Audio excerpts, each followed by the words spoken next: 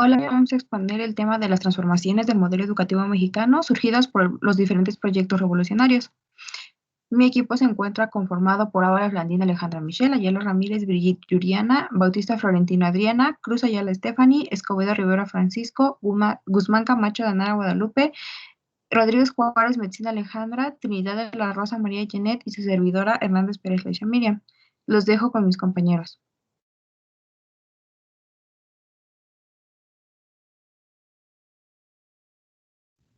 Les voy a explicar acerca de la etapa vasconcelista, la cual tengamos en cuenta que un 78% de la población era analfabeta. De un total de 15.166.000 mexicanos, 11.343.000 mexicanos no sabían leer ni escribir. La política educativa del porfiriato pues había sido francamente clasista. Igualmente lo fueron las instrucciones públicas de la época precolonial y colonial. A mediados del siglo XVIII, los liberales de la Ilustración pues ya comienzan a proponer lo que es un trato más igualitario en la materia y a proclamar el derecho universal a la educación. Tengamos en cuenta que pues Justo Sierra fue una excepción, ya que su preocupación y su esfuerzo por mejorar la situación educativa del país, pues logrando ciertos resultados y bases, aunque estos interrumpidos por lo que fue la revolución, después repercute, y aprovecha lo que es Vasconcelos. En 1917 se suprime la Secretaría de la Instrucción Pública y Bellas Artes, fundada esta unos años antes por lo que fue Justo Sierra. Dada la secuela destructiva de la revolución que costó al país 1 millón de muertos y un mar de resentimientos por los agravios, pues México estaba muy lejos de lo que era construir pues el escenario ideal para la educación del país. La siguiente, por favor. Lo que fue la llamada paz porfiriana, esta pues despreocupada por educar, el país se volvía a incendiar y los niños mexicanos pues eran privados de lo que era el beneficio educativo. El 8 de julio de 1921, José Vasconcelos pues consigue la refundación de lo que fue la Secretaría de Educación Pública y Bellas Artes, en la cual pues plantearía llevar a cabo un proyecto nacional a partir de la Federación de la Educación. En el primer paso para el nuevo proyecto pues fue lo que es la llamada reforma constitucional, promovida por el primer secretario de Educación del país, la cual recuperó para el gobierno estatal la responsabilidad de educar al país, esta con la acción de pues sí, una educación nacional. Este modelo se caracteriza por que fue pues un afán de justicia social, pues ya que ni antes ni en la época consecutiva la preocupación de educar al pueblo rural pues había sido tomada en cuenta, ¿no? Tengamos en cuenta que en los años 20, lo que fue la etapa revolucionaria, esta se divide en dos fases, lo que es la etapa vasconcelista y lo que es la etapa socialista. La primera pues ocupa aproximadamente 6 años y pues progresivamente se va descantando hacia lo que es la segunda etapa de la educación socialista. Eh, pues con el modelo de la Revolución Mexicana. Tengamos en cuenta que aunque la finalidad de justicia social pues persiste durante los 20 años del modelo de la Revolución, la política de Vasconcelos y la socialista pues fueron muy diferentes y tanto diferentes que pues los resultados obviamente fueron totalmente distintos y tan distintos como es la diferencia entre el auge y el caos.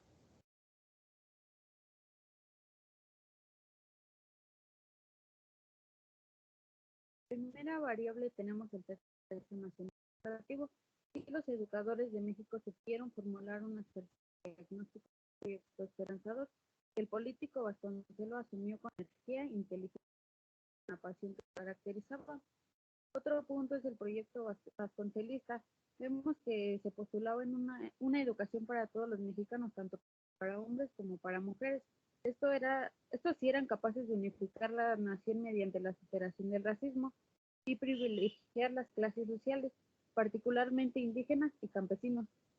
Y por último punto tenemos el proceso educativo para Vasconcelos, el cual era una estética que culminaba la formación equilibrada de las personas, que por tal motivo el maestro debía ser un artista, y ya con esta labor educativa surgió el nuevo Estado mexicano y la nueva nación de ciudadanos demócratas, civiles, pacíficos y educados.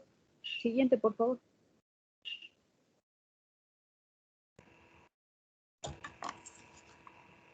Como segunda y tercera variable son los contenidos y los métodos educativos.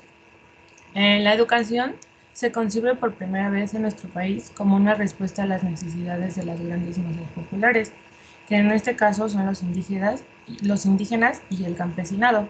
Esto da lugar al surgimiento de las escuelas rurales mexicanas en base a las necesidades y las aspiraciones de las comunidades rurales. De esta manera se elabora el primer plan de trabajo para las escuelas rurales, un plan que por sencillo se basa en la simplicidad, pero cuyo vigor y excelentes resultados dieron forma a una página nueva de la educación nacional. Los 5 principios educativos de la Escuela Rural Mexicana son: el primero es el respeto a la gente y a la comunidad y su cultura.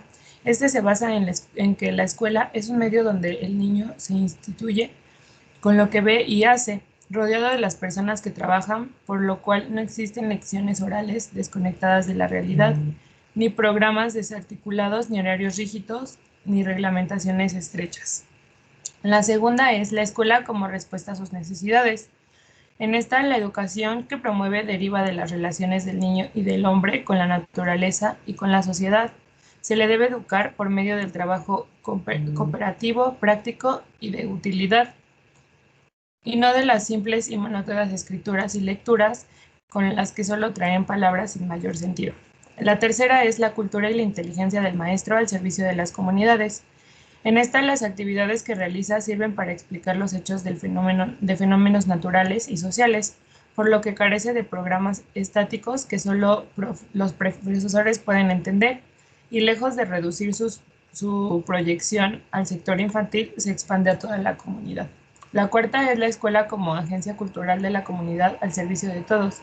En esta, proscribe los premios y los castigos para dejar al educando toda su libertad y su espontaneidad, porque la conducta humana como virtud y como verdad no se enseñan teóricamente, sino por el uso personal de la libertad.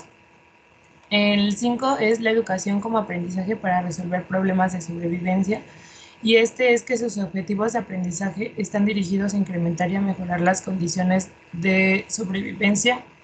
Además, establece el gobierno de los alumnos en la escuela a través de los comités que ellos mismos eligen. La siguiente, por favor.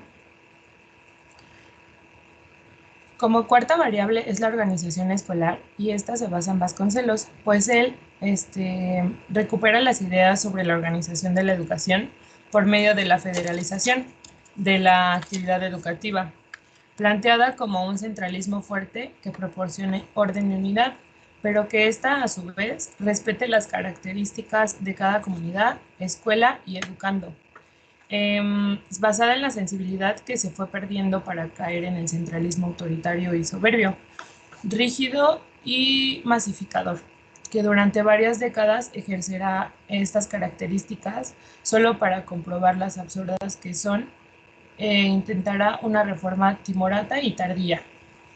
De esta manera, en esta etapa, la centralización fue un gran acierto para la incapacidad de los estados y los municipios para asumir la enorme responsabilidad de educar, y por su flexibilidad y capacidad de adaptarse a las necesidades de las comunidades y escuelas.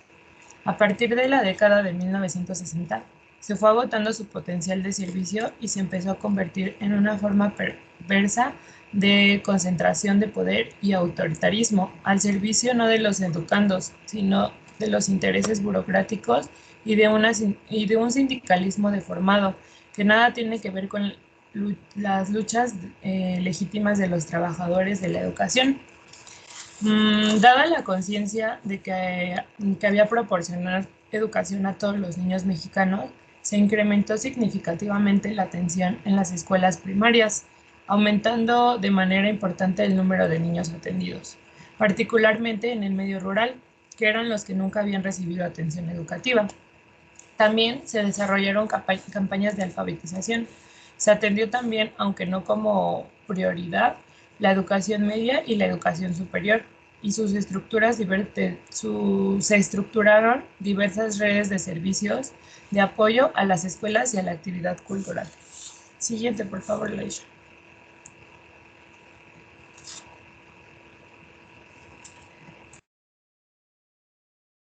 Yo les voy a hablar de la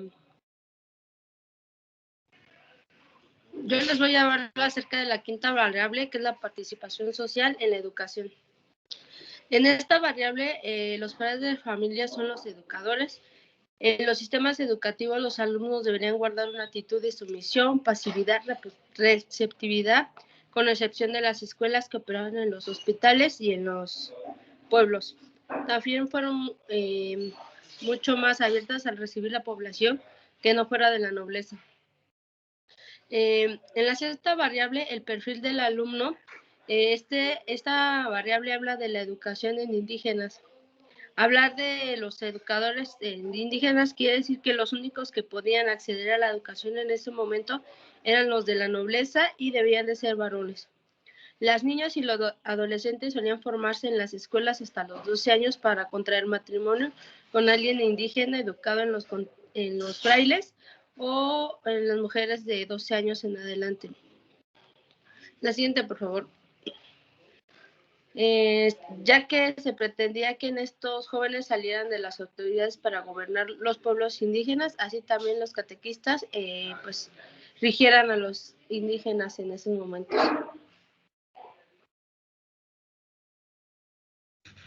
Bueno, yo les voy a hablar de las misiones culturales. Esta estaba encabezada por maestros competentes y con experiencias. La primera que se formó fue guiada por Rafael Ramírez. Este fue un impulsor organizador de la Escuela Rural Mexicana. Esta misión se articulaba por un número de variables educadores en las que se procuraba incluir especialidades como lo son el médico, el enfermero, un agrónomo, un veterinario, un maestro de educación, de música, de danza y un maestro de dibujo, también un albañil y un carpintero. Estos atendían a los niños y maestros, también estudiantes que venían de otras comunidades vecinas. La siguiente, por favor. Otro tema es la séptima variable, que es el perfil del maestro. Aquí María Ibarrola nos cuenta que en un artículo el 80% de maestros de esa época no eran titulados, sino eran promotores sociales y líderes comunitarios. También animadores, que durante las mañanas enseñaban a los niños a leer, escribir y a trabajar, y por las tardes capacitaban a los adultos. Y ya por las noches ellos leían el periódico para darle las noticias al pueblo.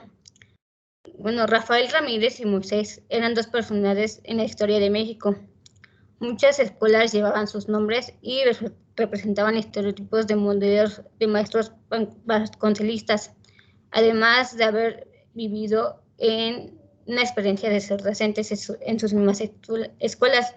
Ellos fueron promotores y líderes del desarrollo de la comunidad por medio de una actividad educativa.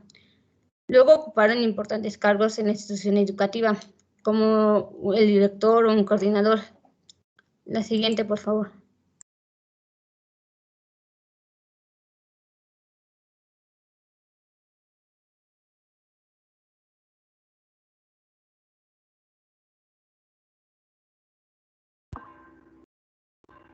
Yo les voy a hablar del colofón de la etapa vasconcelista. Más que el término de una etapa de educación, es el inicio del Proyecto Nacional Educativo de la Revolución, ya que después de esto se crea la Secretaría de Educación Pública, la federalización de la enseñanza y se privilegia más a la educación básica antes que a cualquier otro nivel. También se le da una mayor importancia al servicio educativo de la población rural indígena y se acrecentan las campañas de alfabetización transformando la educación elitista que se había llevado durante tantos años. En esta etapa también hay una vinculación de la educación con la producción. Esto quiere decir que se impulsaron la educación tecnológica con escuelas realistas y prácticas. También es importante resaltar que Vasconcelos no terminó su periodo administrativo, ya que este se vio forzado a renunciar gracias a las denuncias contra Álvaro Obregón por el asesinato del diputado Fiel Jurado. Y bueno, pues con esto Vasconcelos solo nos pudo dejar una última enseñanza, el cual era combatir la ignorancia y dignificar al pueblo. Su puesto como secretario de Educación quedó vacante en 1924 y este mismo lo asumió Manuel Puig durante el gobierno del general Plutarco Elías Calles. Eh, También es importante resaltar que durante el periodo de Plutarco Elías Calles en el gobierno se siguió la inercia de Vasconcelos en materia de política educativa. Y gracias a esto, durante su periodo de 1924 a 1934, las escuelas rurales aumentaron de 306 a 6.796 y con esto también se aumentó el número de personas que asistían a ellas de 17.925 a 593.183. Además de que esto generó que pues hubieran más maestros, pasando de ser 400 a 8.442. Y durante su periodo se instalaron también 27 escuelas de especialidad y fundó la Escuela Nacional de Maestros. La siguiente, por favor.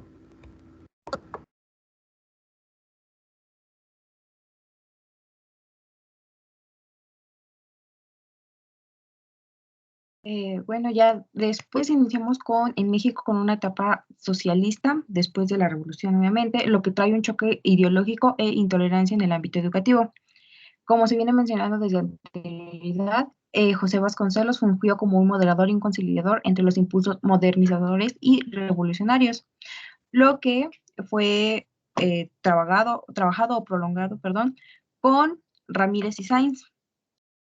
Esto también nos llevó a que se generara una nueva dinámica educativa cultural, lo cual a finales de 1930 hace que con el gobierno del señor Calles, la escuela socialista resultara como un intento fallido, pero radicalizó la educación vasconceliana.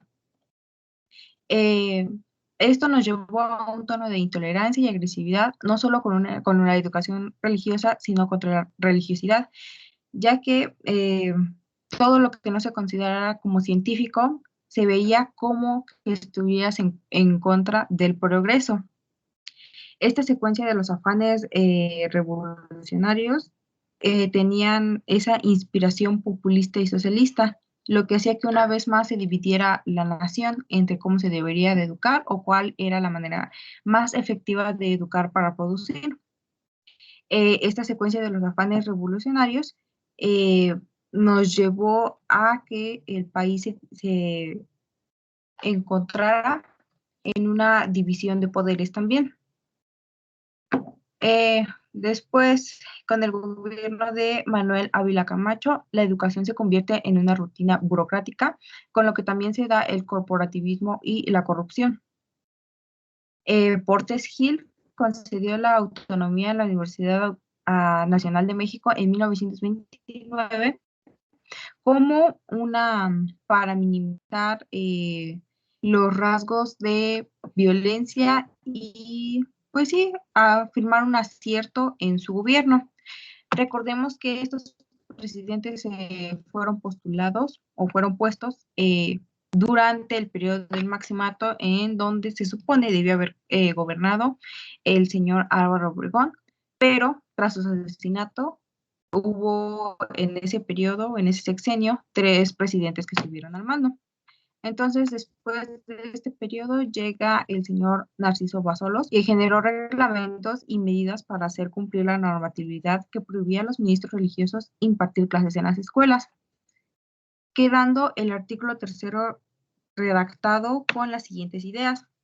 La educación impartida sería socialista, excluiría toda doctrina religiosa para combatir el fanatismo y los prejuicios.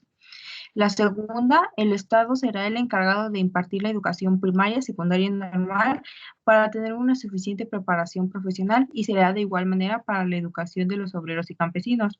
Y por último, la educación primaria sería obligatoria y gratuita, donde podemos ver los primeros intentos por nacionalizar la educación.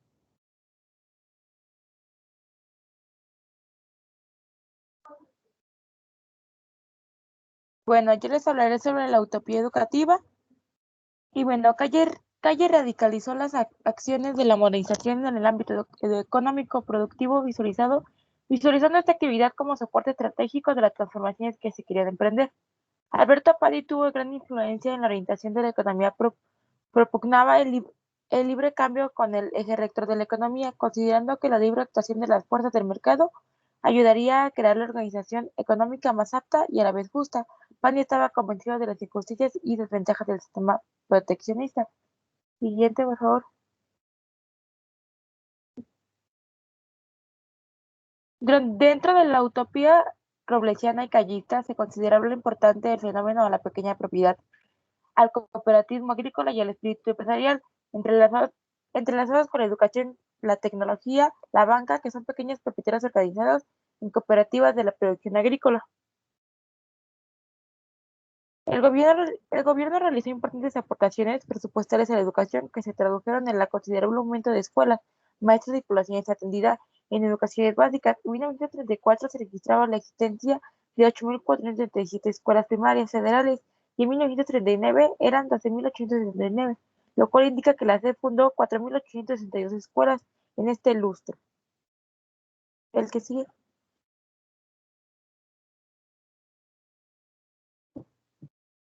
Buenos días, compañeros. Yo les voy a hablar acerca de Lázaro Cárdenas del Río, Ignacio García Telles y Gonzalo Vázquez Vela. Lázaro Cárdenas del Río nació el 21 de mayo de 1895 en Jiquilpan de Juárez, México, y falleció el 19 de octubre de 1970. Principalmente uno de sus logros fue transformar el castillo de Chapultepec, donde habitaban los gobernantes del país, en el Museo Nacional de Historia. También fundó el Instituto Politécnico Nacional y el Instituto Nacional de Antropología e Historia. Se encargó de modificar la ley agraria, amplió la red de carreteras y permitió la entrada a los refugiados políticos de diferentes países, entre ellos 40.000 refugiados españoles provenientes de la Guerra Civil. También uno de sus logros más representativos fue administración de expropiación petrolera, donde creó Pemex en el 18 de marzo de 1938. Después sigue Ignacio García Telles. Nació en la ciudad de León, Guanajuato, del 21 de mayo de 1897 y murió en la ciudad de Cuernavaca, Morelos, el 14 de noviembre de 1985. Empezó a trabajar como pasante en un bufet de jurisconsulto, Flavio González Roa, y más tarde entra a la Secretaría de Hacienda. Ahí obtuvo su título el 5 de marzo de 1921 con la tesis de los impuestos en México. El Partido Laborista en Los Leones lo escoge como diputado federal por el siglo VII distrito a los 25 años y así fue como inició su carrera política, que en todo momento se destacó por una postura social radical.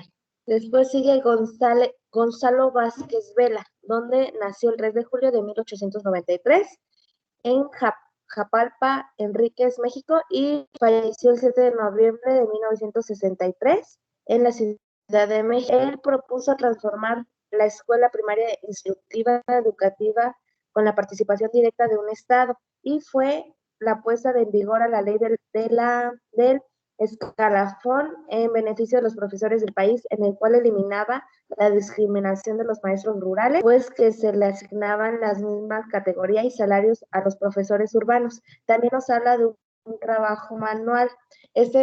Nos dice que tiene que fomentar en el educativo aptitudes y facultades especiales que le permiten desarrollar su destreza óptica de la forma que participe en la formación de sus ideas, cultivando la creación en cuanto a lo intelectual. Y eso sería todo de nuestra parte. Gracias.